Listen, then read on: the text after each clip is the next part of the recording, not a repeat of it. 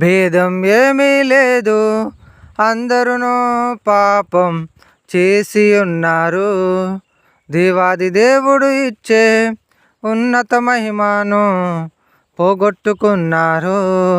భేదం ఏమీ లేదు, అందరూ పాపం చేసి ఉన్నారు.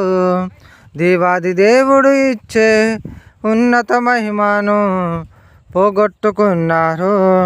ఏ కులమైన మతమైన జాతైన రంగైన దేవుని దృష్టిలో అందరూ పాపులే.